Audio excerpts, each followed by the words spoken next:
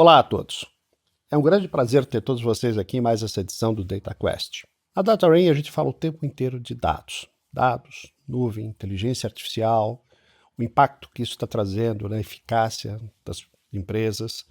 Mas a grande questão é, hoje nós temos aqui três pessoas muito importantes, que são três pessoas que trabalham o tempo inteiro na aplicação da tecnologia na saúde. E a grande questão aqui é sabermos exatamente, vamos lá, estamos passando por um momento de transformação gigantesca, particularmente com o advento desse boom de inteligência artificial nos últimos 4 anos, a evolução se acelerou de uma maneira brutal. E a grande pergunta que nós gostaríamos de fazer para vocês aqui hoje é exatamente o seguinte: como é que isso está se refletindo na vida das pessoas? E já que estamos falando de saúde, particularmente, como é que isso está se refletindo na vida dos nossos pacientes, na nossa prestação do serviço de saúde? Tá? Isso realmente tem trazido benefícios a essa população? Isso realmente tem tornado a vida do profissional de saúde menos sacrificada?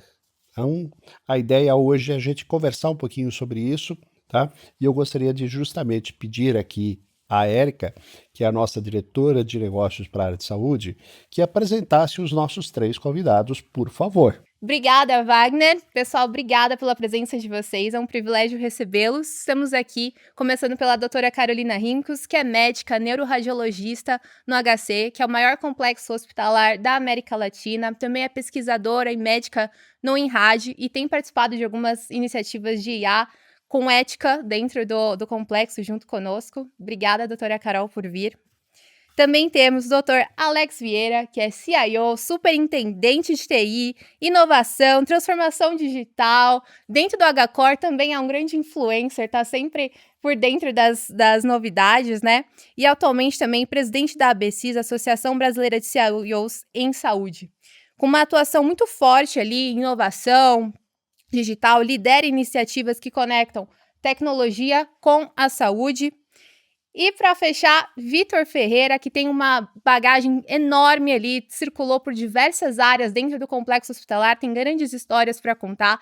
É CIO também da ABCIS. Que bom te receber também aqui, Vitor. Então, obrigado. Sejam todos muito bem-vindos. Vai ser ótimo esse bate-papo aí com profissionais tão qualificados como vocês. Wagner, sei que você tem uma série de perguntas aqui para fazer para o pessoal. Queria que você puxasse o gancho aqui da nossa primeira grande questão para esses profissionais responderem para a gente. Legal, gente. Bom, para começar, acho que vai valer uma provocação aqui para a gente começar a fazer um aquecimento, né? Então vamos lá. A gente passou nos últimos anos falando muito do hospital sem papel, da telemedicina o tempo todo, de tudo indo para a nuvem, e mais recentemente sobre o impacto que a inteligência artificial traria no atendimento médico.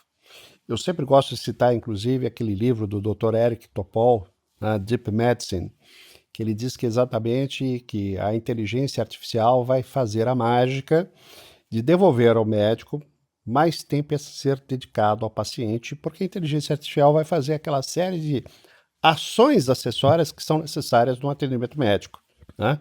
Como, por exemplo, ficar ali lendo o prontuário, escrevendo, fazendo prescrição. Então, haverá mais tempo realmente para um contato face-to-face com o paciente. Vocês entendem que é realmente desta forma? Eu acredito que, de fato, os modelos de inteligência artificial, os modelos de avanço em tecnologia e transformação, ele tende a tornar o acesso à informação mais rápido, né? E não só o acesso à informação, mas a sintetização dessa informação. A gente vem discutindo bastante no HCore que nos últimos 5 anos nós fizemos um modelo de transformação digital, mas muito num viés de informatização. Então, quando você informatiza um processo, quando você começa a colocar tecnologia para captação de informação, até então a gente tinha um acesso a ela muito limitado e também lento. Porque você acaba se baseando em relatórios, você acaba se baseando em modelos de BIs, e isso te torna sempre uma visão sempre no retrovisor, você está olhando em algo que já ocorreu. Os modelos de inteligência artificial, o acesso imediato à informação, ele traz um viés que te torna mais rápido e você começa não só a enxergar o que está acontecendo agora, mas também a possibilidade de você ter previsibilidade. E além disso, você começa a, de fato, a trazer uma visão onde a transformação digital ela começa a gerar a eficiência esperada do passado. Obviamente, a curva de adoção e a curva de maturidade da sociedade e dos hospitais, das clínicas, do segmento de saúde como um todo, ela vem numa velocidade que talvez não seja a que nós esperamos. Né? A gente poderia ter uma velocidade muito maior para esse tipo de adoção. No entanto, eu acredito que está dentro da velocidade esperada. Por quê? Nós somos um país que tem uma adoção de tecnologia de curto prazo, né? de um prazo muito curto. Porque quando a gente olha numa linha mundial, você vê que alguns hospitais e algumas regiões, nos anos 90, nos anos 2000, eles já eram informatizados. Né? No ano de 2025, foi apresentado no RIMS uma jornada de transformação digital do Hospital Samsung da Coreia do Sul. Esse hospital, em 2006, ele já era 100% informatizado e era paperless, em 2006. Né? Eu trabalhei em 2007 na informatização do primeiro hospital aqui em São Paulo de transformação digital através da implementação de um ERP. Né? Isso em 2007, o início. Lá eles em 2006 já eram 100% informatizados. Né? Então eles já têm uma curva de maturidade em transformação digital e entendimento de como utilizar essa informação de muito mais tempo.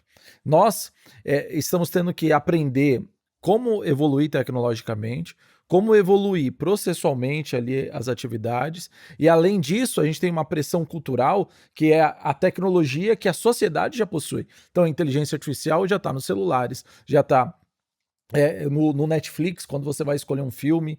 Então, a sociedade ela faz uma pressão também para que as instituições possuam inteligência artificial.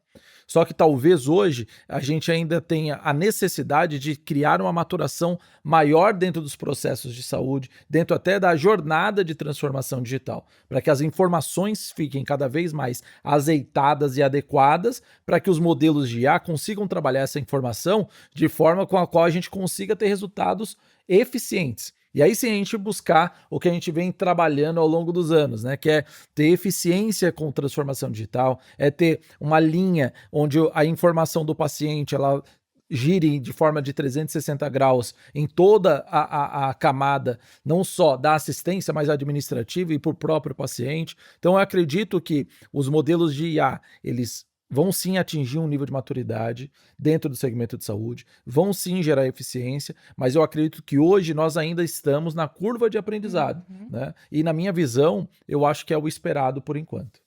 Perfeito. Muito legal. Tem até um ponto que conversei com outro médico de um outro hospital recentemente em relação a vamos automatizar os processos. Só que quando a gente foi ver no detalhe, os processos deles ainda não eram 100% digitais, ainda não tinham processos manuais. Então, como que a gente vai colocar a inteligência artificial, vai automatizar um processo que ainda pode ser melhorado, né? Isso tem muito a ver com a questão da maturidade também, né? Não sair só automatizando por automatizar, ou só colocar IA porque é uma tendência, porque é o novo hype, né? E tem um outro ponto interessante que eu acho que dá pra gente puxar esse gancho. A gente está numa velocidade de IA, você comentou, todo mundo hoje tem acesso, né? Até o paciente lá de casa tem. Doutora, se o paciente lá de casa tem acesso a uma IA, ele vai buscar, provavelmente, vai colocar ali o laudo dele no GPT, vai sair, vai chegar numa consulta, já tem o resultado, já sei. E também, no outro lado, os médicos também têm acesso, né? Como funciona, você que está à frente desses projetos de inteligência artificial, como funciona essa questão ética clínica da inteligência artificial funcionando? Como foi comentado agora mesmo, a inteligência artificial ela tem uma capacidade muito grande de acessar a informação, de organizar a informação e de você acessá-la. Mas a grande atuação da pessoa é como perguntar e o que perguntar. O paciente, sim, ele pode procurar as queixas dele no ChatGPT ou em qualquer outra LLM, e tentar encontrar o que ele está sentindo, encontrar o diagnóstico dele. Só que às vezes o médico ele vai procurar uma outra pergunta. Ele vai fazer aquela pergunta que você nem reparou. Ele vai fazer uma pergunta sistematizada, e isso ele pode perguntar para o paciente, pode perguntar também para uma LLM, pode perguntar para uma fonte digital. E o médico ele vai ter a capacidade de talvez filtrar tudo isso. É interessante que também criar-se ferramentas para que o paciente também possa ter esse acesso rápido. E essas ferramentas elas podem ser geridas por hospitais, por clínicas, por médicos, porque essas ferramentas podem ajudar a guiar os pacientes e fazer uma espécie de triagem.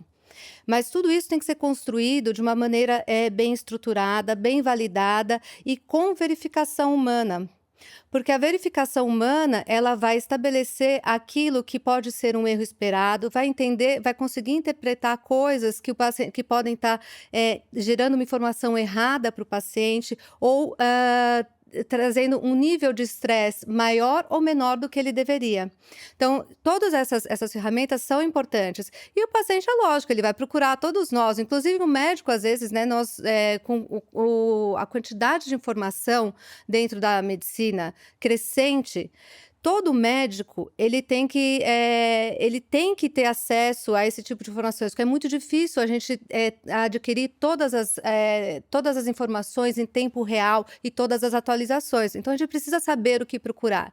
Mas essa que é a grande questão. A inteligência artificial, ela é como se fosse uma biblioteca que te acessa as coisas mais rápido, mas você precisa saber as perguntas, precisa saber como guiá-la, o que perguntar e também ter um pouco de critério na hora de julgar esses resultados. Então, por isso que é bastante importante essa integração entre o homem e a máquina.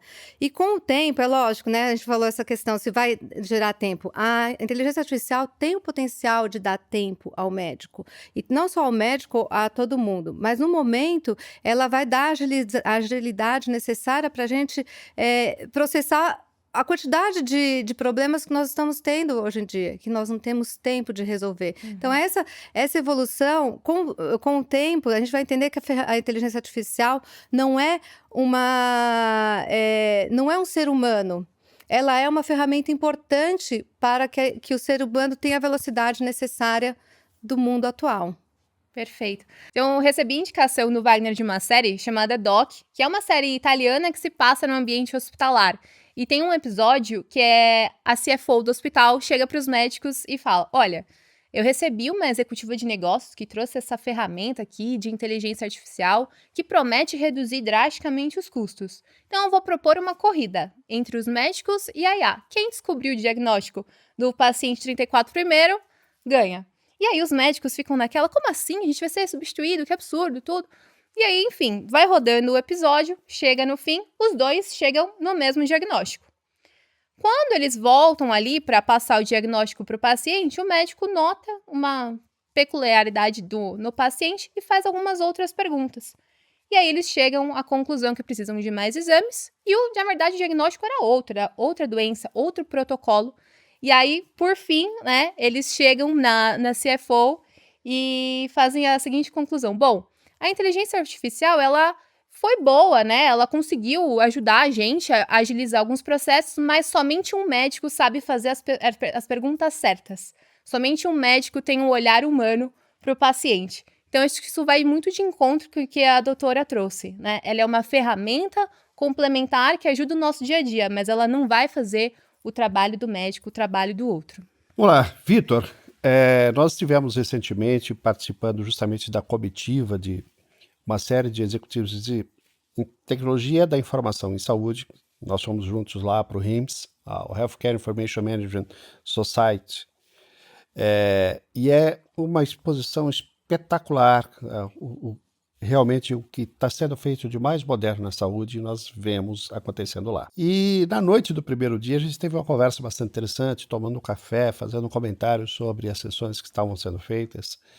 E é uma coisa interessante, porque você é um profissional muito experiente, que passou por diferentes hospitais, já viveu diferentes modelos da aplicação da tecnologia, E você fez duas observações naquele dia que me chamaram bastante atenção, tá? A primeira foi, você falou o seguinte, é interessante, ainda temos um pouquinho de colonialismo cultural, vamos falar assim. Às vezes a gente vem para cá ávido achando que vai achar alguma coisa que seja do outro mundo, que seja muito melhor do que o que nós praticamos.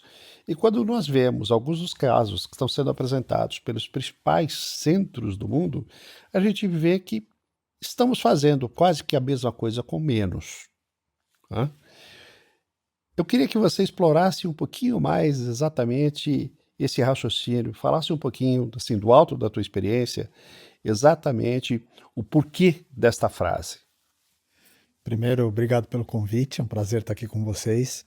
E sim, a gente estava lá tomando esse café, papo longo, né, Wagner? Uhum. E toda vez que eu estou na feira, na RIMS, eu acabo tendo essa reflexão, porque eu me pego com uma expectativa muito alta de ver alguma coisa que não exista no meu cenário aqui no Brasil. E quando eu chego lá, já não é de agora, 3, 4, 5 anos, que quando a gente chega lá na feira, você olha e você vê coisas que já estão acontecendo, lógico, com determinadas diferenças culturais, com determinada diferença pela dificuldade ou facilidade de investimento, mas você olha um patamar de desenvolvimento que é comparável. E não era assim, né? Quando eu me lembro, quando eu fui na primeira RIMS, foi em 2016, nossa, a gente via coisas na feira que você falava assim, nossa, isso aqui vai demorar 10 anos para chegar no Brasil.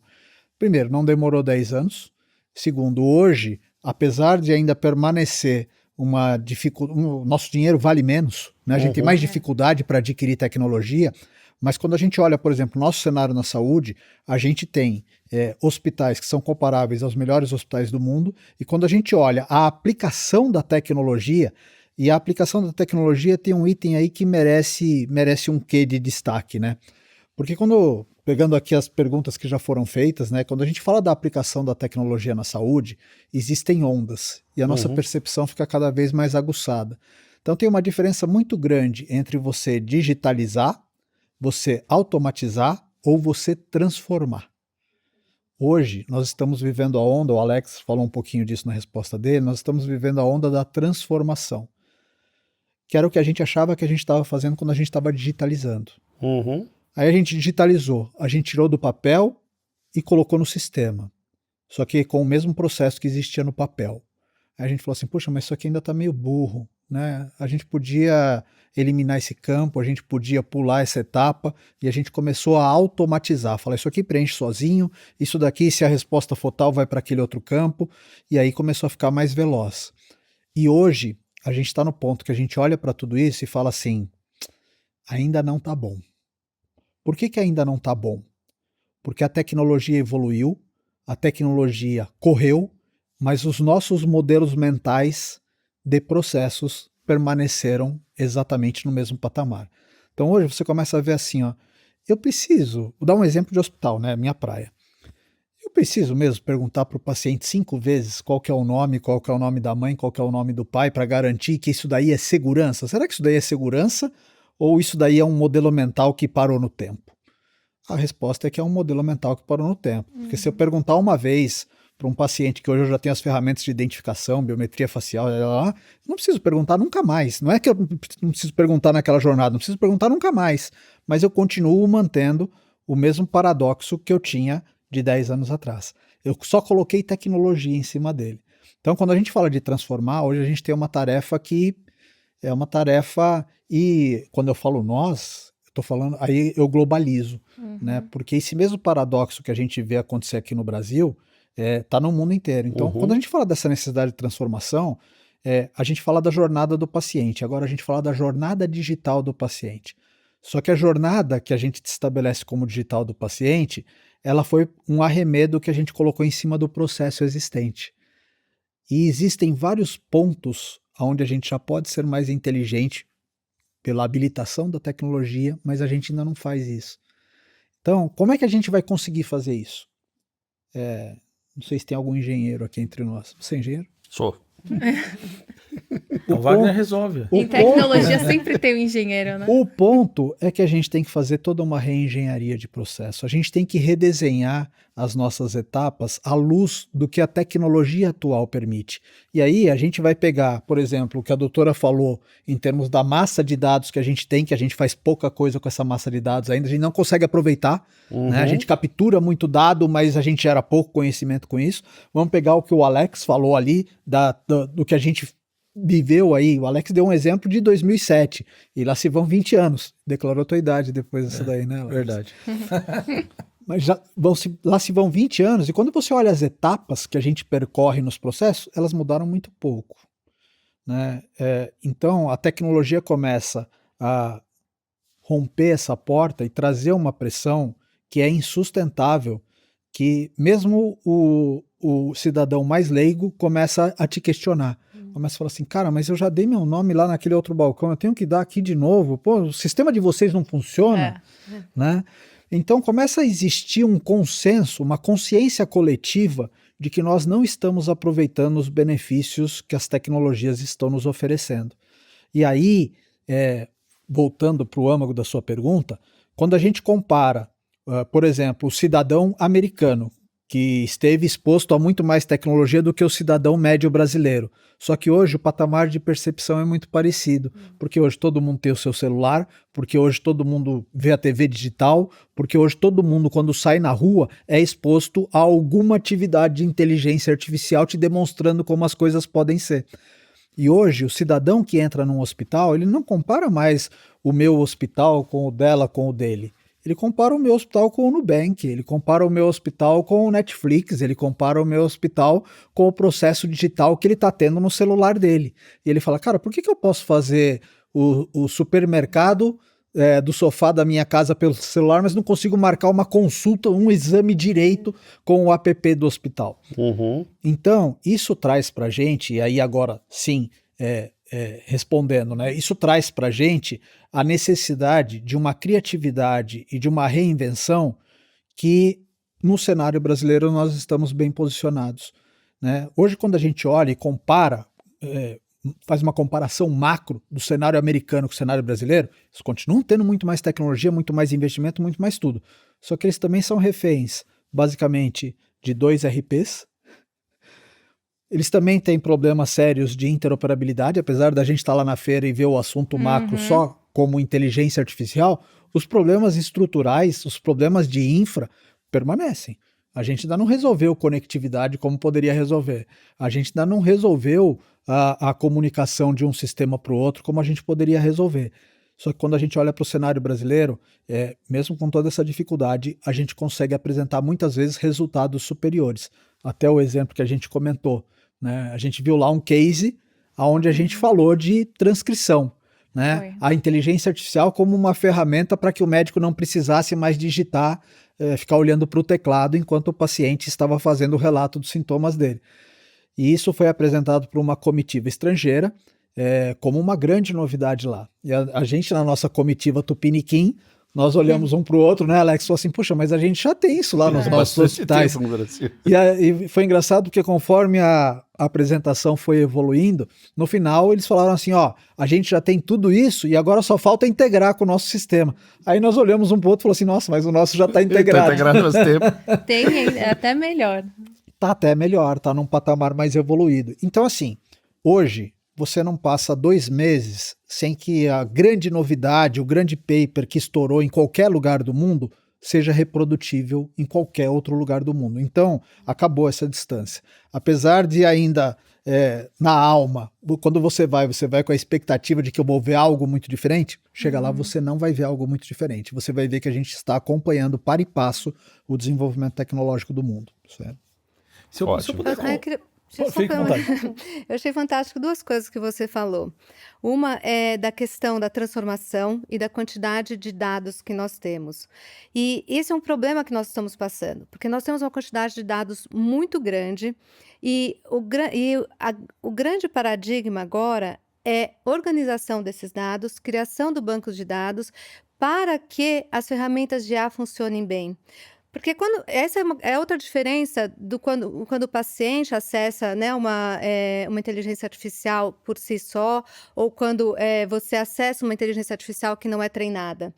Porque se você não dá o dado que ela tem que pesquisar, ela vai pesquisar em todo aquele monte de informação e vai pesquisar pela informação que as pessoas mais pesquisam. E não exatamente pela informação que é relevante para aquele assunto.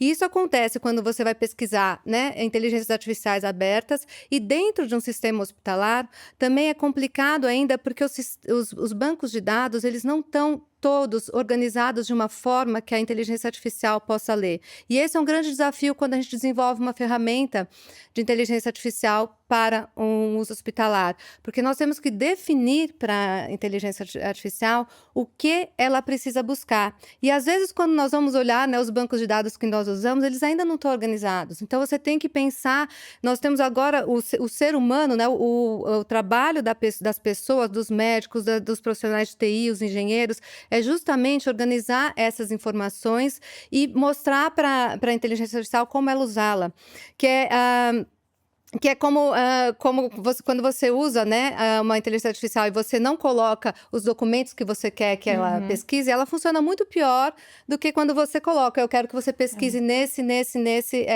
banco de dados. Por isso que a gente tem que usar ferramentas diferentes. E outra coisa interessante, que, né, puxando o gancho da conversa que nós estávamos tendo, é a questão, né, de como que as pessoas têm essa percepção, por que a gente não consegue fazer as coisas no hospital tão bem quanto no supermercado? Né, quando vamos ao cinema ou a um teatro e todas essas coisas. Porque cada um desses serviços, eles são muito mais especializados do que o serviço de saúde. O serviço de saúde tem camadas que vão desde realmente agendar ou marcar como se fosse uma sessão de cinema, adquirir um produto, mas também gerir informações que vêm de diferentes áreas, diferentes especialistas, diferentes profissionais e também de uma pessoa que tem uma complexidade muito maior. E isso é muito mais desafiador. É muito mais desafiador do que desenvolver um produto específico de um serviço específico. É um serviço muito mais complexo. E todos esses desafios nós temos que estar passando porque, além de ser mais complexo, é mais delicado. Porque trata de vidas e de informações muito pessoais e muito que deveriam ser muito protegidas. Eu acho que um ponto que eu posso agregar ao que vocês já comentaram é relacionado a três grandes frentes que eu acredito, né? Uma, que nós estamos hoje na era não mais de saber as coisas absolutamente, e sim ser crítico, né? Então a gente está na época do pensamento crítico. Quanto mais eu souber perguntar, quanto mais eu saber provocar, mais fácil vai ser de ter as respostas devido à velocidade que a tecnologia consegue te trazer. Um outro ponto que eu acho que é de suma importância é com relação a um dos itens que o Vitor trouxe, relacionado à transformação digital e informatização. Eu vejo que isso também é decorrente a um ponto que eu venho trabalhando agora, que é o entendimento da baixa maturidade processual do ambiente de saúde e também do baixo ambiente provocativo que o cenário de saúde acaba trazendo também para o dia a dia. Tem um exemplo que eu gosto de dar que é relacionado à chamada de senha, né? Se você for num hospital, a gente voltar para um hospital nos anos 2000, final ali dos anos 90, você chegava num pronto-socorro, tinha um rolo de fita, você puxava uma senha daquele rolo de fita, sentava numa cadeira, aguardava alguém que trabalha na recepção, ia digitar num mousepad ali um número, e aparecer numa tela vermelha a sua senha. Você chegava, sentava na recepção e ia ser atendido. Isso custava R$80, que era o valor do rolo de fita. Nós, hoje, eu chego no pronto-socorro, tenho um totem, eu digito meu CPF, digito um monte de coisa lá, imprime uma senha, eu sento numa cadeira, tem uma TV que está passando um monte de coisa e propaganda e o caramba 4, aparece a minha senha, eu vou até a recepção e abro a minha ficha. Ou seja, nós informatizamos um processo, mas não geramos, de fato, uma solução. Por quê? Nós estamos pautados, a baixa maturidade, quando eu falo de processos, é relacionado a... Hoje nós temos muitos executores no segmento de saúde, mas nós não temos muitos pensadores no segmento de saúde. E quando eu falo isso, é porque a mesma pessoa que é responsável por resolver os problemas é a pessoa que é responsável por pensar. E aí, voltando a este exemplo que eu dei da chamada de senha, eu tenho hoje uma pessoa que é responsável por uma recepção, que ela é responsável por todas aquelas pessoas que estão ali fazendo os atendimentos, e dentro dessas pessoas ela é responsável pelos que chegaram atrasados, pelos que estão mexendo no celular durante o trabalho, pelos que estão fazendo o corpo mole, pelos que estão trabalhando mais rápido. Ela é responsável pelo sistema, se está lento ou não, pelo Wi-Fi, se está funcionando ou não, pelos computadores. Ela é responsável pelo médico que está ligando para ela, pedindo para priorizar aquele paciente que está ali na fila de espera, pelo tempo de espera que os pacientes têm e estão reclamando porque está demorando muito. E eu ainda obrigo que essa pessoa pense como que vai ser disruptivo. Vai lá e muda para mim qual que é o modelo de trabalho. Ela não vai conseguir, porque o pensamento que ela vai ter é em resolver os problemas que ela tem ali no dia a dia. Apagar o incêndio. Por isso que as soluções de tecnologia que nós temos implementadas hoje dentro do segmento de saúde, eles são de informatização, porque são pensamentos de resolver o problema atual e não o problema futuro, porque o futuro ainda ela não teve condição de pensar. Então eu acredito muito que dentro do modelo de saúde, para que a gente consiga alcançar em uma velocidade maior, implementação de tecnologia, implementação de modelos de IA, ter um entendimento de fato de quais informações são relevantes para o dia a dia, eu preciso primariamente ter quem vai pensar nisso. E essa pessoa não pode estar imersa no problema, porque senão ela só vai pensar no cotidiano. Ela tem que estar com o olhar de fora, para de fato trazer soluções que sejam transformadoras e disruptivas para que a gente consiga ter um modelo de saúde que seja diferente. Porque se a gente continuar pensando igual nós pensávamos nos anos 90 e no início dos anos 2000, as soluções vão ser as mesmas. A gente só vai informatizar, aumentar o custo da instituição no uso de tecnologia e, no fim, o resultado não vai ser o que a gente estava esperando. Posso botar mais um elemento aí, que eu acho que é bem interessante? Olha só, como a nossa cultura molda o ambiente onde a gente vive. Hoje, se você for num banco, e se eu te falar assim, cara, primeiro que você já vai achar estranho, não vou mais no banco, né? Já mudou. Mas vamos supor que você vai no banco, e aí eu vou te falar assim, Wagner, você vai lá no banco, cara, prepara o seu espírito, porque hoje o atendimento lá tá de doer. Você vai demorar 3 horas até ser atendido. De imediato, você vai declarar uma intolerância. Você vai falar, não é possível. Não é possível que com o app do banco, não é possível que com a tecnologia que a gente tem, que eu vou esperar tudo isso daí para ser atendido. Que engraçado. A gente age assim quando fala do banco. Mas se eu chegar para ti e falar, a gente estava falando de um caso de saúde agora há pouco. Se você falar assim, não, eu preciso ir no pronto-socorro, você já vai preparar o seu espírito para que você chegue no pronto-socorro e talvez você tenha que esperar 3 horas. Por que você não aceita mais esperar 3 horas no banco, mas aceita esperar 3 horas num pronto-socorro? Mas a gente aceita. Por que o próprio pronto-socorro, hoje, com as suas lideranças, com o seu status quo, com o seu modus operandi, por que o próprio pronto-socorro ainda permite alguns vieses que a gente sabe que existem? Por que o próprio pronto-socorro hoje permite que o paciente que não precisa daquele atendimento de emergência continue acessando aquela porta? Hoje no banco, se você quiser fazer um procedimento que está disponível no caixa, no totem, não vai ter caixa mais para te atender. Exatamente. Né? Mas quando a gente vai para o nosso setor de saúde, a gente continua empilhando as coisas. A gente traz uma solução tecnológica, mas o nosso modelo mental ainda está parado lá.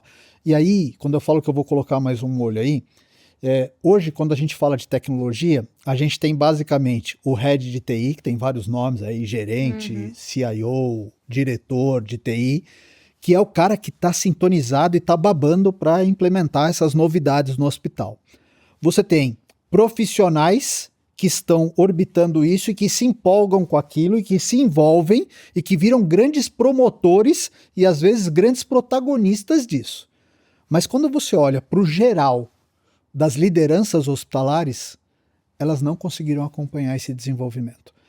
Quando você olha para a gestão hospitalar ainda está no mesmo patamar da era industrial de comando e controle. ela não evoluiu para essa era exponencial, para essa era da informação. Então, um grande desafio que a gente tem hoje é como fazer esse letramento, como fazer essa qualificação para que essas lideranças consigam usufruir dos benefícios que a tecnologia oferece. Se você falar para um CIO, o Alex sabe tudo que ele pode fazer com a tecnologia, mas talvez o cara de operações não consiga capturar, talvez o financeiro não consiga capturar tanto, talvez o diretor médico tenha até uma certa resistência, porque tem aquele discurso de, nossa, a tecnologia vai substituir as pessoas. Então, existem mitos, medos e incompetências que a gente precisa conseguir gerenciar para fazer esse bom uso da tecnologia. Hoje, nós temos um problema, que olha só que engraçado, o papo é sobre tecnologia, mas eu acho que a menor parte do nosso problema é a tecnologia, porque nós estamos tendo que correr atrás da tecnologia que evoluiu e adaptar o nosso modelo mental, o nosso modelo de liderança, o nosso modelo de aplicação dessa tecnologia para poder usufruir daquilo que ela oferece. Mas sabe que esse letramento que você está falando, né, da população, em respeito da população, dos médicos e das lideranças com a tecnologia, tem que ser um letramento, né, não só das pessoas que prestam o serviço, mas das pessoas que acessam. Perfeito. Porque o paciente, por exemplo, hoje em dia, ele não vai sair do hospital se a enfermeira ou se a pessoa da recepção falar para ele que aquele atendimento, de acordo com os protocolos, não é de urgência. Ele vai querer ouvir aquilo do médico. E isso a gente passou por um pouco de transformação durante a pandemia, por exemplo, porque as pessoas antes não confiavam em um parecer de um médico por uma teleconsulta. Uhum. Ele ia querer ver o médico, que o médico visse ele pessoalmente, fisicamente. Mas com a pandemia impôs essa barreira que realmente você precisava, por uma série de riscos, tudo, acessar aquele médico realmente por via virtual, né, por uma teleconsulta. As pessoas começaram a se acostumar e confiar naquela opinião do médico à distância. E saber que se ele falou que ele vai ser atendido, não, você não precisa vir hoje aqui, você virá daqui uma semana, ou você precisa ir hoje, e as pessoas começaram a se acostumar com isso e começaram a perceber que isso é conveniente. É conveniente, inclusive, quando você faz a sua primeira consulta com o médico, que ele vai pedir uma série de exames, ou que ele vai... as pessoas começaram a ver que isso é conveniente, para não ter que sair, ir lá, depois fazer os exames e voltar novamente. Então, as pessoas precisam passar por esse letramento, né? Os médicos, os enfermeiros, eles têm que entender que, por exemplo, se existem protocolos e que a pessoa acessa aquele sistema foi testado e ele é confiável para dizer, mostrou para você as medidas e aquele sistema é confiável para te dizer que você não tem uma emergência, que você pode ir tranquilo para casa e te dar as orientações que você precisa, as pessoas começam a transformar isso, mas isso precisa ir passando aos poucos ou numa situação realmente de necessidade. Por exemplo, quando você vai tornar esse acesso à saúde, esse acesso a essa avaliação em lugares que realmente não é possível ver um médico. Você vai levar para um lugar remoto que o médico vai aparecer lá daqui um mês, ou aquele especialista vai aparecer só num certo momento. As pessoas têm que se deslocar muito para encontrar aquele profissional. Aí você pode ir instituindo essas coisas aos poucos para que a população vá se letrando. Não sei se a gente tem tempo para isso, ou se a gente pode acelerar esse processo. Desculpa até, não quero, mas é que eu acho muito importante isso. Eu entendo sim que o ser humano vai ter uma resistência natural a qualquer mudança. Qualquer. A mesma mudança do cara que estava acostumado a guardar o dinheiro debaixo do colchão e hoje não anda mais com dinheiro, mas ele foi encurralado nas opções. Na saúde, nós temos muita dificuldade de fazer isso. Não preciso lembrar, né? A senhora trouxe um bom exemplo de que a pandemia nos obrigou a aceitar a telemedicina. Mas acho que a gente precisa lembrar que um ano antes da pandemia, o CFM tinha revogado a portaria da telemedicina dizendo que aquilo não era uma conduta médica esperada, né? E veio a pandemia, e se não fosse a pandemia, olha como é uma questão de modelo mental. Talvez até hoje a gente não tivesse evoluído na telemedicina. Teve que vir um maremoto de fora para mostrar que aquilo era sim uma ferramenta viável e que aquele nosso modelo mental não estava adequado ao benefício que a ferramenta oferecia. Então, isso acontece, a telemedicina é um exemplo que rompeu isso por conta da pandemia. A gente tem outros onde a gente ainda não conseguiu romper, onde a gente ainda tem muito... Quer saber o principal deles e que eu não consigo ter um motivo racional para a gente não evoluir? Nós não conseguimos evoluir, apesar do avanço tecnológico, em criar uma camada única de dados do paciente, interoperável entre as instituições, em que todo mundo ganharia tempo, todo mundo ganharia dinâmica, o paciente chegaria no hospital, já seria identificado, o seu histórico já estaria disponível, independente de por onde ele estaria passado. Isso é um grande desafio tecnológico hoje? Não é. Não é. Falta vontade política e falta a evolução do nosso modelo mental. Hoje a gente não faz isso por medo. Qual medo? Principalmente na saúde suplementar, né, Alex? Hoje a gente fala que o prontuário é do paciente, mas essa informação está contida em silos. Cada um quer ficar com o seu pedaço para garantir que o paciente volte para lá. Para garantir que tem aquela receita. A saúde hoje, por exemplo, tem uma estimativa de que cerca de 1/3 dos exames são feitos desnecessariamente, são repetidos. E quando você fala assim, se eu tiver interoperabilidade, eu não vou mais precisar repetir o exame, porque na hora que você chegar lá para ser atendido, eu consigo acessar o exame que você fez o mês passado. A saúde não quer abrir mão dessa repetição de exame, porque isso seria uma fuga de receita. Então, veja, se isso é um exemplo do modelo mental arraigado que nós estamos presos num paradigma que a gente mesmo criou, e veja, não estou dizendo que é fácil, né? Porque é muito difícil. As instituições de saúde têm que sobreviver e têm que buscar a sua sustentabilidade. De onde tirar dinheiro? Se a gente não tiver uma iniciativa política que provoque essa mudança, como a pandemia provocou no caso da telemedicina, a gente continua preso na nossa inércia de não saber como desmontar o nó que a gente montou ao longo do tempo. Esse último segmento foi bastante interessante, porque você acabou... Bom, você se antecipou a uma pergunta que eu ia fazer, que eu ia provocá-los exatamente sobre a questão da interoperabilidade hospitalar, mas vamos deixar a interoperabilidade aqui no cantinho, tá?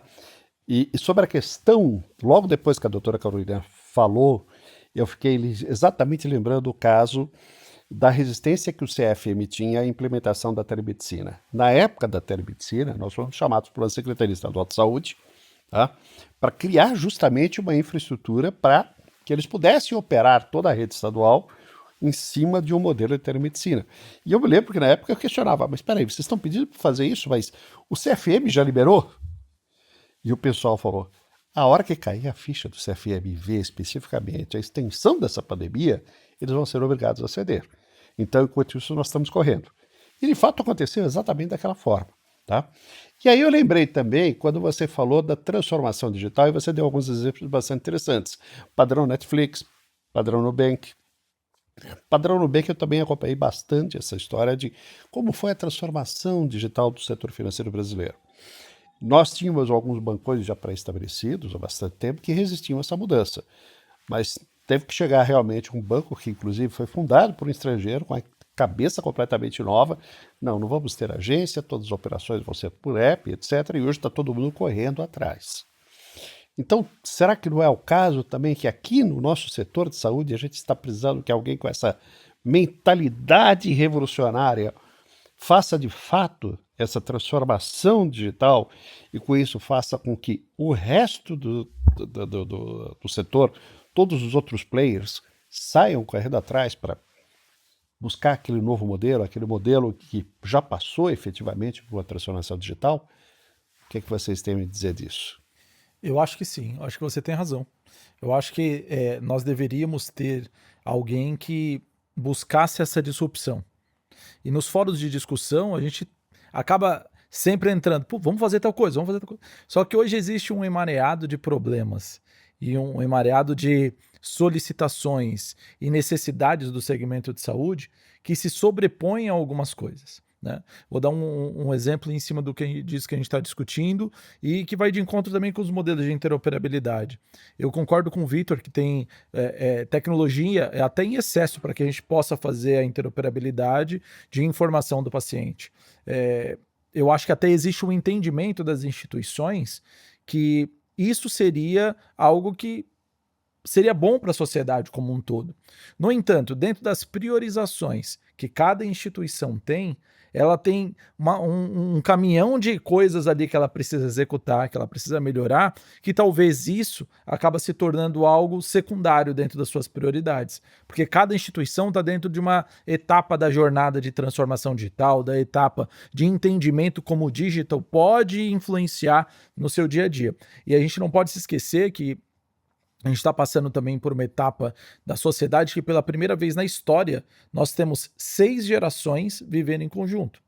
E como que eu consigo transicionar as informações, as necessidades e as necessidades empresariais também dentro desse ecossistema? Hoje eu tenho modelos mentais que são muito diversos dentro do ambiente, tanto dentro da saúde quanto na sociedade. Eu tenho um grupo da sociedade que passou 75% da vida dela de forma analógica e 25% digital.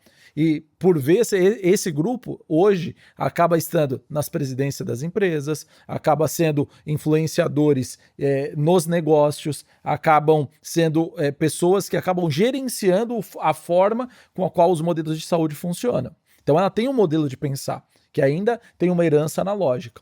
Aí você tem a média liderança das instituições que viveram ali geralmente 50% da vida dela de forma digital, 50% de forma analógica. Você tem o corpo operacional das instituições que geralmente viveram ali 75% da vida dela de forma digital, 25% de forma analógica. Você tem os entrantes no mercado de trabalho que já viveram a vida dela 100% de forma digital. A gente estava conversando antes de começar aqui a nossa gravação, você falando sobre o processo de informatização que você fez em uma empresa que iniciou lá nos anos 2000. Sim. Essa pessoa que nasceu ali, ela já viveu a vida dela 100% digital. E agora a gente tem um outro advento, que é a inteligência artificial, que são as pessoas que estão se formando ali nas escolas, que ela já não viveu mais 100% da vida dela digital. Ela viveu 75% digital e já vai viver 25% artificial. Então a gente tem uma mudança social que está acontecendo e isso tem que acompanhar dentro das empresas. Só que as empresas ainda possuem um legado gigantesco que vem da linha analógica. E esse pensamento que precisa ser disfuncional para que a gente consiga gerar função de fato e conseguir construir todo um ambiente de transformação e um ambiente digital que consiga ser transformador e ao mesmo tempo inovador, só que as decisões elas precisam passar por todas essas castas de pensamento e ter uma linha contínua que a gente consiga fazer com que todo mundo tenha um pensamento similar para uma construção que acaba abrangendo diversos modelos de pensamento, é o que a gente tem dificuldade hoje. Que não é a tecnologia que vai construir, não é a tecnologia que vai fazer a mudança. Ela vai ser um suporte, mas para que isso aconteça, todos esses modelos mentais precisam entrar em sintonia para que a gente consiga criar um modelo diferente hoje. Com por trás pessoas. É né? isso. Tecnologia é só um braço, mas é um círculo, né? São pessoas, processos e tecnologia. Então, tudo gira em torno. E vocês que são profissionais relevantes e na área, né? E são ali referência, como que vocês enxergam que isso poderia ser mudado, né? O que vocês fariam? Se hoje você tivesse pudesse ir ali, hoje eu posso mudar a saúde no Brasil. O que vocês fariam para melhorar esse ponto? Bom, eu vou falar um pouco da parte que eu trabalho bastante, que é a parte de educação, porque dentro de todas as coisas que eu trabalho como pesquisadora, como professora e como médica, a gente tem um compromisso de também educar essa nova geração. E é interessante, porque o que foi tocado aqui pelo doutor, que nós estamos, né, a minha geração que viveu 50%, 50%, nós estamos tendo que educar pessoas que têm todo um conhecimento 100% digital, né, uma vida 100% digital, e ainda temos pessoas, né, os nossos mentores, né, as pessoas que são nossas lideranças imediatas, são pessoas que têm uma vida analógica, tudo. Então, nós temos que nos transformar para educar essa geração. Só que, ao mesmo tempo, essa geração, por mais que tenha todo esse, né, os estudantes, eles têm todo esse conhecimento grande, essa vivência com o mundo digital, tem algumas coisas que ainda precisam ficar claras para eles.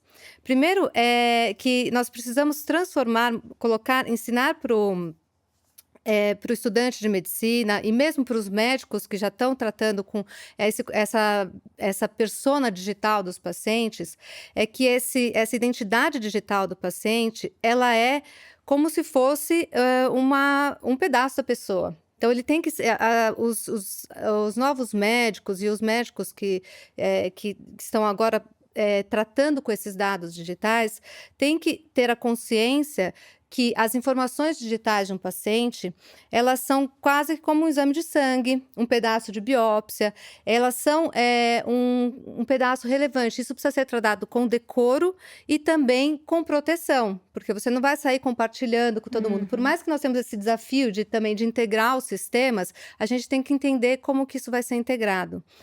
E da questão, por exemplo, só para voltar um pouco nessa questão, né, da interoperabilidade, né, da compartilhação dos dados, isso também a gente tem que é um desafio a ser feito. Por quê?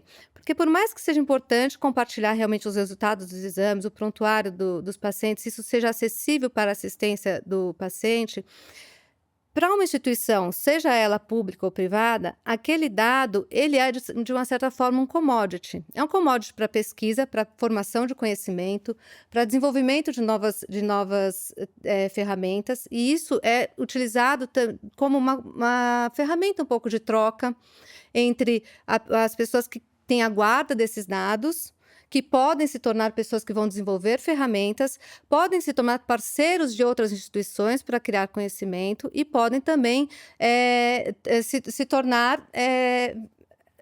eles podem usar esse dado para um benefício comum. Então, a gente precisa entender como que esses dados vão ser compartilhados, né? E de quem que eles, assim, por mais que o resultado daquele exame ele é de uma pessoa, isso é um grande desafio, né? Esse é o primeiro desafio, é a gente entender, fazer toda essa comunidade entender o que são esses dados, né? Como que a gente lida com eles. A outra questão, né, na parte tocando um pouco no que teve essa última resolução do CFM sobre o uso, né, de ferramentas digitais, que é um ato normativo, né, para nortear, né, a nossa vivência com a tecnologia. Uma das coisas muito interessantes que foi colocada é que essas ferramentas, elas precisam ser tratadas, elas precisam ser identificadas pelos profissionais de saúde, pelas pessoas que vão usar essas ferramentas, e a gente precisa entender qual é o risco e o benefício dessas ferramentas, como qualquer outro exame, como qualquer outra ferramenta, qualquer outro instrumento médico. E ainda não é claro, né, como que definir. Foram definidos 3 níveis, né? Ferramentas de baixo risco, de médio risco e de alto risco, né? A gente imagina que, por exemplo, uma ferramenta de baixo risco são aquelas ferramentas que elas são simplesmente de suporte dessas questões, de agilizar a leitura de informações, agilizar a interpretação de informações, que não acarretam numa decisão imediata para o paciente. Você tem as ferramentas de médio risco, que são ferramentas que podem fazer algum tipo de interpretação de informação, e ela acarretaria uma mudança na conduta. Essas ferramentas elas precisam ser olhadas de uma maneira mais crítica pelo médico, pelos outros profissionais, pelos enfermeiros, né? Precisam ser, como, por exemplo, se você tiver uma ferramenta que faz uma leitura de imagem, faz uma leitura de uma lesão. Essa ferramenta ela precisa depois passar por um filtro médico. E tem as ferramentas de alto risco. Por exemplo, as ferramentas que fariam uma leitura totalmente automatizada e passariam a interpretação para o paciente, como, por exemplo, uma triagem. Se o paciente fizer uma triagem à distância e ele pudesse... A inteligência artificial vai tomar essa decisão se ele precisa ir ou não ao médico.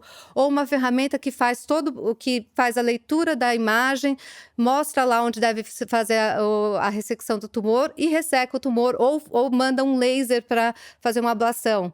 Essa ferramenta é uma ferramenta de alto risco, e então essa ferramenta vai precisar de uma supervisão muito mais próxima e uma calibração muito maior, né? Então, esse tipo de informação. Então, acho que uma das coisas que a gente precisa fazer, apesar de ter muitas coisas, né, para a gente aplicar tudo isso, é a gente, agora que já tiveram esses primeiros atos normativos, pensar em como realmente colocar essas normas em prática. Então, a gente a gente tem que ir rápido, a gente tem que ir para frente, mas ao mesmo tempo, agora acho que nós estamos num momento que já tem a gente já tem um volume de informação e um volume de ferramentas muito grandes já criadas, e agora a gente tem que começar a filtrar como usá-las, quais as ferramentas vão trazer um benefício, quais as ferramentas vão ter um custo muito alto e que não vale a pena usá-las.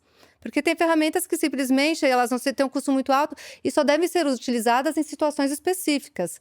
Então, todas essas coisas, acho que agora nós temos que ter novos profissionais. Por mais que a gente fale que a inteligência artificial vai substituir um monte de gente, ela vai criar uma necessidade de uma série de cargos, como foi falado, que a gente precisa ter pessoas que pensem na gestão dessas ferramentas, pensem em como utilizá-las, quais vão ser utilizadas, onde vão ser utilizadas, pessoas que fiquem checando se essas ferramentas continuam acuradas, porque essas ferramentas elas podem aprender, vão aprendendo e de repente podem estar desaprendendo.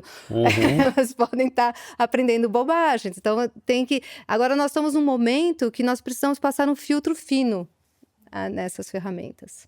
Pensando na tua pergunta, eu iria muito na linha de estabelecer algumas legislações para algumas tolerâncias que não é mais pertinente que a gente tenha. Um exemplo, hoje no Brasil a gente tem 7.517 hospitais em funcionamento. Você consegue imaginar algum desses hospitais sem médico? Não. Consegue imaginar algum desses hospitais sem enfermeiro? Não. Mas mais da metade desses hospitais ainda não tem um responsável por tecnologia. São as tolerâncias que acabam perpetuando o nosso atraso. Eu concordo que quando a gente fala da tecnologia de ponta, ela tem que passar por todo o escrutínio até se mostrar segura e tem que ter todos os guardrails para que ninguém seja penalizado por um uso inadvertido ou alguma coisa do tipo. Não é disso que a gente está falando. A gente está falando de processos básicos que a gente ainda está na idade da pedra e não é mais pertinente que a gente esteja na idade da pedra. Situações onde a informação é duplicada ou perde a sua integridade porque ela ainda está rolando no papel e acaba tendo um custo mais alto do que se você informatizar aquele fluxo e ter uma informação íntegra. Mais de 2.000 hospitais no nosso país ainda não tem prontuário eletrônico. Então, uma coisa é a realidade que a gente vive ali no HC, no HCOR, na Paulista, ali onde a gente está, aonde a tecnologia é abundante. Mas quando a gente olha para a realidade crua dos hospitais brasileiros, certas coisas não são mais admissíveis. Você entrar num hospital hoje, esse hospital não tem um sistema mínimo de registro das informações clínicas do paciente, aí a gente está falando do risco invertido. A gente está falando que o paciente que entrar nessa instituição provavelmente vai ter alguma perda de informação, provavelmente vai sofrer algum lapso de informação, provavelmente vai estar sujeito a um erro clínico, administrativo, funcional maior do que em qualquer outro hospital que tenha essa base mínima estabelecida. Nós ainda toleramos isso, coisa que não é tolerável em outros setores. Eu não sei que banco que cada um aqui tem, mas seu banco tem um aplicativo. Sim. Eu não sei que hospital que você costuma frequentar, mas no hospital vai ter uma leitora de código de barras. No hospital não, desculpa, no supermercado. A hora que você passar a sua compra lá vai ter um troço para ler o código de barras. Então, são padrões tecnológicos que se estabeleceram em outros setores e que quando a gente olha para o cenário da saúde, a gente ainda aceita, mais do que aceita, ainda tem por padrão, em alguns momentos, algo que não deveria mais ser permitido. Algo que a gente falou agora há pouco em outra pergunta foi sobre a interoperabilidade e a gente citou, por exemplo, a comparação do cenário aqui e do cenário americano. E só para mostrar que é uma condição humana essa resistência, né? Por que os Estados Unidos hoje têm um cenário muito mais interoperável entre as instituições do que o cenário brasileiro? Porque teve uma legislação onde o prestador que quiser receber pelo serviço prestado, o Obamacare lá, o prestador que quiser receber, ele tem que colocar os dados numa camada comum, porque senão o dinheiro não vem. Né? Então, certas coisas, eu não sei nem como falar de um jeito mais educado, certas coisas tem que ser na porrada. Né? Tem que vir uma canetada lá de cima falando, cara, cumpra-se, a partir de hoje vamos fazer assim, vamos fazer assado. E o problema é que assim, eu não vejo uma pressão social para que esse tipo de mudança aconteça nos hospitais. Eu vejo uma inércia muito estabelecida. Eu não vejo um movimento de cobrança, por exemplo. Eu vejo o cidadão muito acuado naquilo que se estabeleceu como uma verdade, e não é uma verdade, de que aquilo é como o hospital funciona e tem que ser assim, né? Mas é que a medicina ainda é muito individualizada. É uma tarefa que é vista pelos pacientes e pelos profissionais como uma atividade individual. Apesar de todo o esforço que nós tivemos para ter as equipes multidisciplinares, a integração, tudo, cada pessoa dessa cadeia acha que ele é responsável por toda a cadeia. Acha que ele é responsável por dar conduta, o médico, esse é o meu paciente, eu dou essa conduta. Então, ele não coloca esse paciente, como os hospitais não colocam esse paciente na rede, ele não coloca esse paciente para ser uma pessoa que possa andar livremente e ir para todos os lugares. E acaba que isso acarreta num custo maior, que a pessoa tem que ter ou operações repetidas, um custo que é inviável para a medicina. E mesmo isso é inviável tanto para a medicina pública quanto para a medicina suplementar, porque os preços que a gente vê, né, as mensalidades, anuidades de serviços de saúde, porque nós estamos fazendo tarefas redundantes e que estão ficando cada vez mais caras. E isso é engraçado porque, por exemplo, os bancos, né, a aeronáutica, eles têm pessoas reguladoras e pessoas responsáveis por controlar os processos há muito, muito tempo. Sim. Isso tornou as coisas muito mais seguras e muito mais ágeis até. É verdade. Basileia, no caso dos bancos, toda a regulamentação aeronáutica aqui internacional hoje. Mas olha que interessante, né? Civil, o fundo é praticamente o mesmo. Sim. Por exemplo, o banco também não queria abrir mão da posse da informação daquele cliente, não queria o Open Bank. Para que você precisa da informação do meu cliente? Ele é meu, ele não é seu, né? Mas isso é o poder da vontade do cidadão expressa numa legislação. Hoje eu escrevi um artigo, eu gosto muito de escrever, e hoje eu escrevi um artigo perguntando assim, porque eu vi alguma coisa no jornal que me chamou a atenção, perguntando, você tem medo de voar? A coisa mais comum é você encontrar alguém que tenha medo de voar. Né? Você não encontra alguém falando que tem medo de ir num hospital. A chance de acontecer um erro com você num avião ou num hospital é tremendamente maior num hospital. Mas por que? E aí eu entro nesse terreno da ilusão, né? Por que a gente não consegue tratar os dados as is, como eles são? Né? É fato que hoje o hospital é uma fábrica de erros e de situações evitáveis que acaba tendo uma camada de invisibilidade que em outros setores você não consegue tornar invisível. Se acontecer um erro um erro de centavos na sua conta corrente, você vai reclamar, você vai correr atrás, você vai perceber. Agora já foi num hospital e no final do atendimento recebeu a sua conta hospitalar, já olhou para aquela conta hospitalar? Se você olhar para aquela conta, você vai comprar uma discussão que não vai ter fim, porque você vai achar que tem coisas ali que não são pertinentes. Você vai perguntar, mas por que eu estou pagando R$200 no esparadrapo que custa 4 na farmácia? Aí alguém vai te dizer, não, mas esse esparadrapo está no hospital, e no hospital tudo tem o custo da nutrição, tem o custo da enfermagem, tem o custo da limpeza, tem o custo não sei o quê. Tá, mas é o esparadrapo que custa 4, não estão me cobrando 200 no outro. É aí que eu falo que a gente montou um nó em busca da sustentabilidade da instituição hospitalar, que a gente precisa desmontar, que a gente precisa trazer transparência, rastreabilidade, que a gente precisa trazer informação, mas para isso tem uma discussão em cima das esferas de poder que precisa ser desarmada e que isso é muito difícil. Junta toda a complexidade que vocês já falaram, do terreno de poder, das múltiplas gerações, a gente tem um cenário onde o hospital, quando a gente compara com outras instituições, ficou para trás.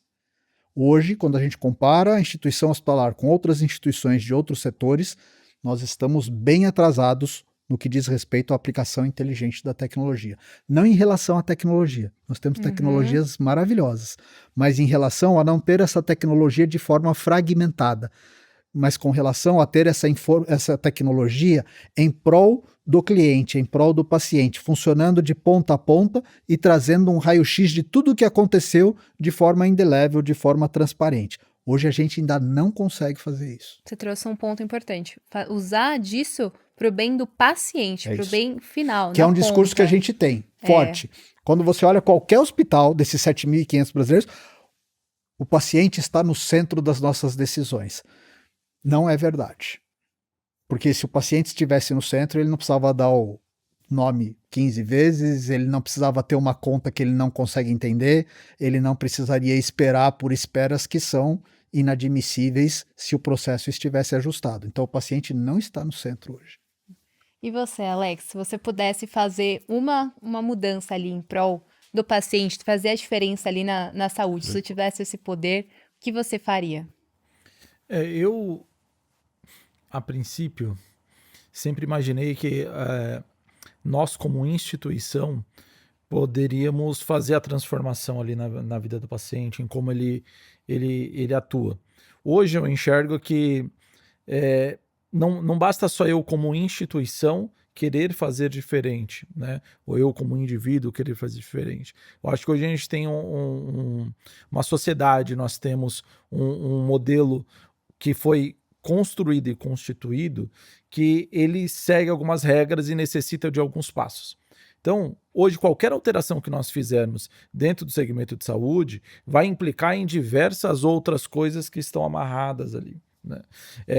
Se eu pudesse fazer uma mudança hoje, uma transformação em prol do paciente, eu teria a construção de um modelo onde, de fato, ele fosse dono das suas informações e ele pudesse, ele sim, fazer o compartilhamento das suas informações, né? Eu vejo muitas instituições que vêm discutindo sobre como fazer a interoperabilidade ou o compartilhamento dos dados do paciente e me incomoda um pouco o formato que vem sendo discutido, porque partindo até do princípio do final da fala do Vitor, né?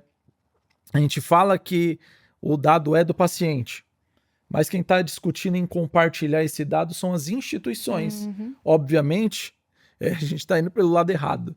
Quem deveria compartilhar a informação não é de instituição para instituição. Eu tenho que compartilhar a minha informação com o paciente e ele compartilha com quem ele quiser, né? E a gente está partindo de um pressuposto que eu tenho que integrar todas as instituições. Isso não é interoperabilidade, né? Até porque eu não posso fazer isso. Eu preciso da anuência do paciente para poder fazer esse Perfeito. compartilhamento. Então, eu vejo que todas as discussões que são feitas relacionadas à interoperabilidade de instituição, ela parte de um pressuposto que não deveria acontecer, né? E aí a gente sempre traz o exemplo, mas o Open Finance funciona assim. Não, o Open Finance não funciona assim. O banco não foi lá e compartilhou com o outro a informação. Não, Eu que tenho que entrar no normativa do Bacen. É isso, eu que tenho que entrar no meu aplicativo e falar assim, Itaú, você pode acessar a informação. O Santander, você também pode acessar a informação. Sou eu como indivíduo que faço isso, né? Só que as discussões que nós temos no segmento de saúde são discussões que as instituições precisam se integrar. Isso nunca vai acontecer por vários pontos, né? Agora, eu como paciente posso compartilhar com a instituição que eu quiser. Então, se eu pudesse fazer alguma coisa hoje, e eu vou fazer um dia, é o Pix da saúde, que é o paciente fazer o Pix dele, dos dados dele para quem ele quiser. Muito bom, Sim. muito Então, bom. tá lançado aí. Quem quiser investir nessa ideia, Pix Health, me procura. Legal. Muito bom. Deixa Mas eu só pra- pegar o gancho do que você falou e um pouquinho da procuração, quando ele falou exatamente que nos Estados Unidos a questão da interoperabilidade foi resolvida porque houve realmente foi um ato executivo da presidência da República que estabeleceu isso em função exatamente de garantir que o Obamacare fosse funcionar, ok? Quando a gente fala especificamente também do Open Finance, nós tivemos efetivamente o Bacen desenvolver uma série de normas, tá, que realmente devolveram o poder sobre o destino que eu vou dar aos meus dados financeiros de volta para o cidadão. Porque existe o Open Finance, mas eu decido se eu quero ou não compartilhar os meus dados que estão depositados no banco A para o banco B. Legal. Será que então a questão no Brasil é, não sei se a gente vai chegar a ter essa pressão social para fazermos isso, mas você falou vontade política, foi um termo interessante. Será que o que nos está faltando é exatamente, a exemplo do que nós temos, né, em outras bancadas, será que a gente não precisa ter uma bancada da saúde no Congresso que efetivamente defenda, do ponto de vista do paciente, que garanta que ele tenha realmente o melhor serviço de saúde sendo prestado, seja por um ente público, seja por um ente privado? Vitor, eu se não você sei se eu não sei candidatar, se tem meu voto. eu não sei se lógico que sempre tendo pessoas que trabalhem em prol da saúde ou em prol, né, de oferecer uma melhor assistência à saúde à população é sempre bem-vindo. Mas esse tipo de integração, esse tipo de interoperabilidade é uma coisa que poderia vir do SUS. Uhum. Porque o SUS tem essa ideia, em alguns lugares, algumas informações do SUS já são bastante integradas. Você vê, por exemplo, questão de vacinas, mesmo questão dependendo do centro, você tem bastante integração de acesso de exames, e isso diminui bastante o custo. E o SUS, ele acaba sendo uma grande empresa, né? Que você não tem essa questão, o dado está lá e é importante que ele esteja compartilhado lá. Uma ideia seria que se a pessoa quisesse compartilhar o dado dela que ela obteve numa instituição com uma carteira no SUS, né, como todo mundo tem direito a ter, né, o seu registro no SUS, é uma coisa que a pessoa poderia chegar lá, dar o seu Pix e falar assim no SUS, e as pessoas poderiam acessar, porque é muito difícil mesmo acessar dados de outras instituições, e você não pode também falar para as pessoas simplesmente porque a instituição ela é responsável por guardar os dados do paciente. Por mais que tenha uma questão dele de querer guardar para que a pessoa retorne lá, ela também é responsável de guardar aquilo com segurança. Sim. E aí a pessoa poderia decidir em compartilhar com uma rede comum, que não fosse uma rede, compartilhar com uma outra instituição, mas compartilhar com uma rede qualquer. E eu acho que todas essas aplicações, né, de inteligência artificial, não só de inteligência artificial, mas que seria mais de ciência de dados, né, que a gente acaba operando, eu acredito que no sistema de saúde, o SUS, ele tem evoluído muito nisso. E nós percebemos que esse tipo de fragilidade, né, foi uma coisa que foi importante, essa barreira, uma coisa que foi importante ser estabelecida no SUS, e a gente percebe agora, é muito fácil, você vai, todo mundo sabe se você vacinou, quando vacinou, quais as vacinas que você tomou, e às vezes ainda é um pouco falho quando você vacina fora do sistema, do sistema único, que ainda essa informação precisa ser pescada, mas aí se você vai no posto de saúde, coloca, eles mas colocam. é por isso que eu digo que não é mais um desafio tecnológico. Nós já provamos, e aliás provamos em tempo recorde, que a gente consegue ter uma camada de dados compartilhados e que todo mundo acessa de qualquer lugar, na pandemia. Sim, Né? exatamente. Nós já provamos. E eu acho muito interessante a sua fala, e ela vem de encontro a uma crença que eu tenho. Que sim, a parte pública do nosso sistema de saúde, olha que paradoxo, a parte pública do nosso sistema de saúde é onde o cidadão vai começar a ser atendido com a maior racionalidade, justamente pelo compartilhamento dos dados e porque lá vai acontecer pela canetada. E só o ponto que eu acho que é importante da gente trazer é que a saúde suplementar também é SUS. É o Sistema Único de Saúde. Um é público e o outro é privado. Então, a gente não está falando de uma diferença conceitual, a gente está falando de uma diferença de poder. Essa posse do dado que fica resguardado na instituição privada é porque hoje a gente consegue monetizar essa posse. Por isso que ela permanece. No SUS, ela já está distribuída.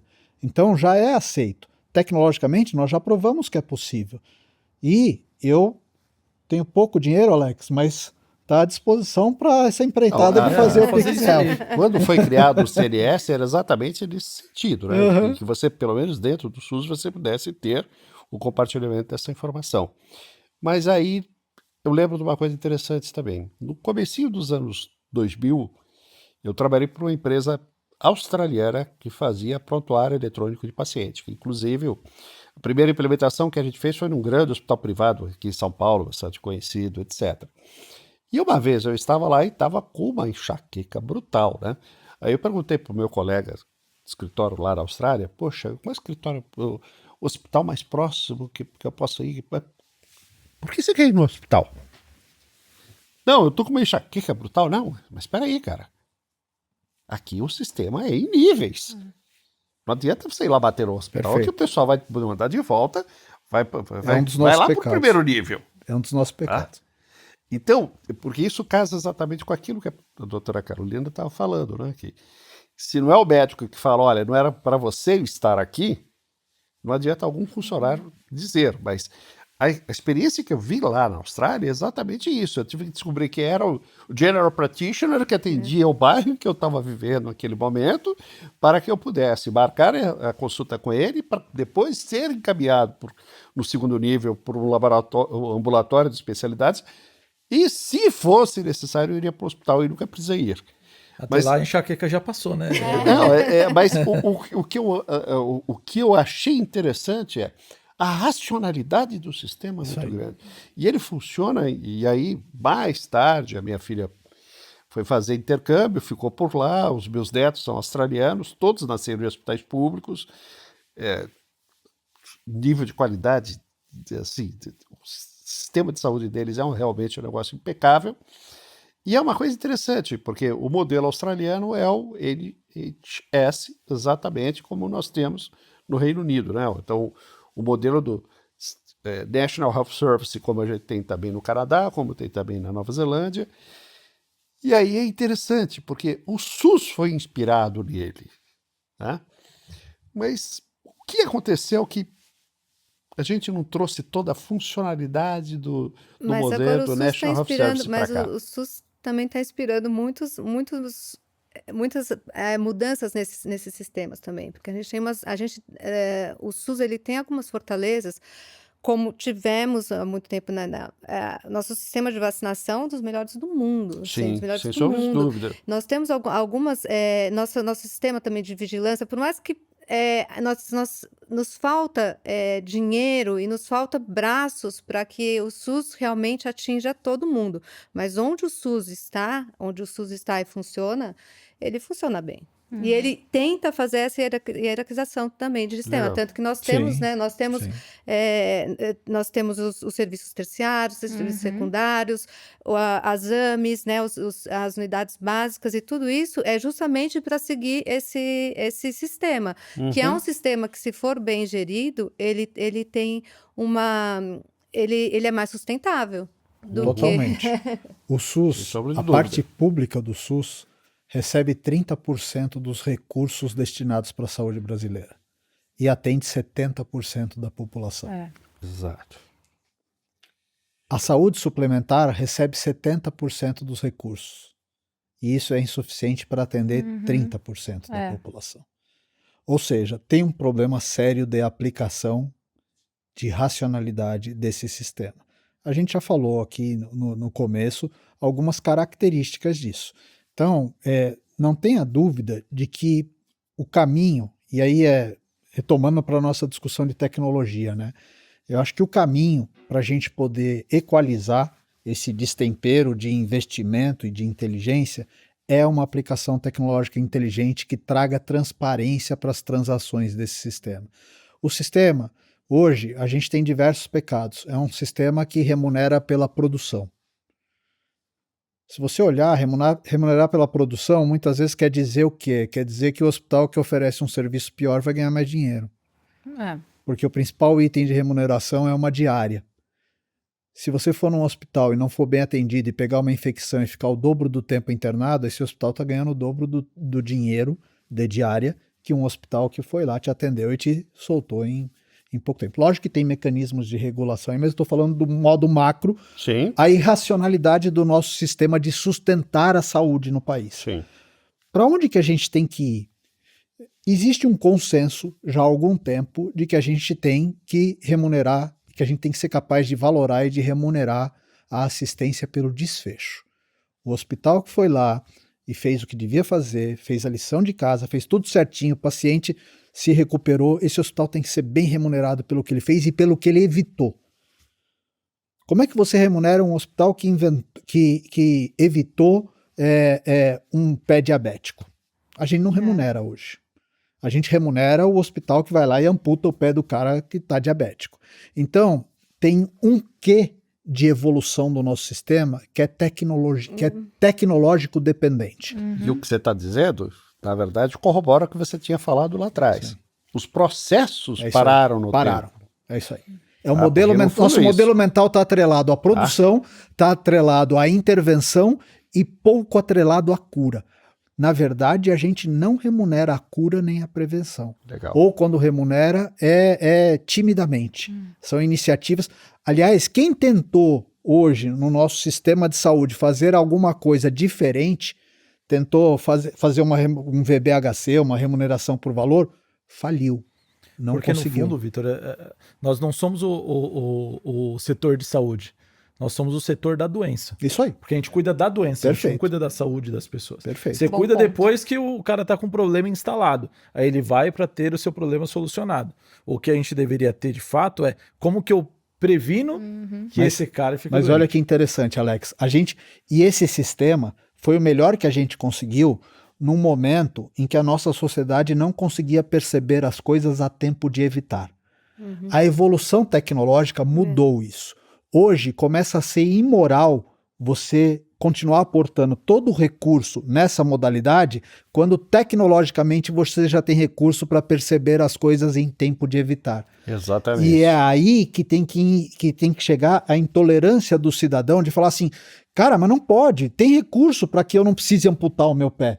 Por que vocês estão me deixando chegar com o pé podre? Porque aí volta na primeira pergunta que a gente discutiu aqui. Isso aí. Que é hoje a gente tem um volume de informação muito grande, Não só que agora eu não- tenho modelos de inteligência artificial que podem acelerar a acurácia dessa informação e também a análise desse dado, para poder chegar nesse ponto que você disse, que é da predição. E agora se eu... E da predição e também da organização, da gestão, que a gente fala das linhas de cuidado. Porque isso a inteligência artificial pode realmente ajudar muito. Perfeito. Porque acompanhamento. talvez a gente tem que começar a remunerar também fazer esse cuidado. Perfeito. Porque esse cuidado, que é o que no final das contas acaba prevenindo que a pessoa fique doente, Perfeito. que a pessoa faça os exames na hora certa, que você chame a pessoa, que é o que funciona muito Engajamento. nesses casos. Porque quando eu também vivi um tempo na Europa, e lá eles têm esse sistema que eles chamam a pessoa por correio, por telefone, dá um jeito para a pessoa vir naquele momento. E provavelmente deve ter algum sistema de alerta, porque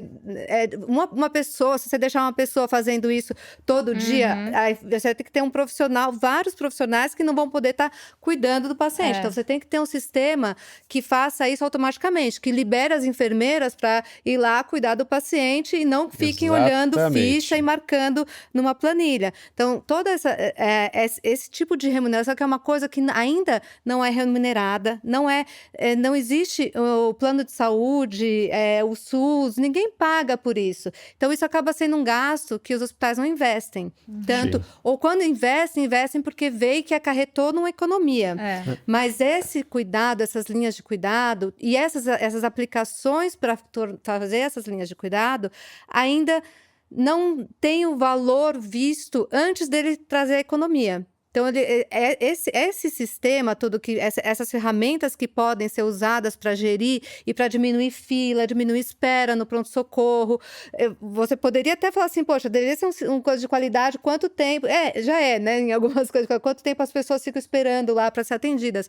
Então, tudo isso, esse tipo de coisa tem que ter algum sistema de remuneração e valorização. E isso tudo... Mas é tão difícil você mensurar isso, porque a gente também precisa de ferramentas para mensurar, para falar assim, olha, predizer o quanto que isso, se não usasse essa ferramenta, iria ser ruim. Mas é aquilo que o Alex falou, né? É o pensar o futuro, como é que eu vou melhorar o sistema como um todo, tá? E aí, fazendo mais um gancho sobre o sistema de saúde lá na Austrália, né? Eles recebem, todo cidadão australiano ele recebe em espaços regulares uma carta ou uma convocação do Serviço Nacional de Saúde o chamando para fazer um check-up. Porque a preocupação é justamente praticar a medicina preventiva, né? Evitar a situação da doença, é garantir a saúde no máximo. Legal? Gente, infelizmente a gente estourou o nosso tempo, a conversa está maravilhosa, tá? Eu gostaria de, desde já, convidá-los para a gente voltar a conversar isso, porque essa conversa realmente assim, eu sou apaixonado tanto por tecnologia quanto por saúde, tá? E ter assim esse debate com pessoas que têm cabeças assim tão maravilhosas, brilhantes como vocês, que pensam o assunto o tempo todo, que pensam exatamente nas soluções para esse setor, é realmente assim, extremamente prazeroso, tá? E eu só posso ficar realmente lisonjeado de tê-los hoje aqui como nossos convidados. Gostaria muito de agradecer e mais ainda, faço questão de chamá-los para uma próxima edição do nosso Data Drops. Fase Ok? 2, com novas iniciativas. Obrigada, Bora. gente. Obrigado. Muito obrigado, obrigado. gente. São Obrigada. fantásticos. Obrigada. Obrigado. Muito Tchau, sucesso. tchau.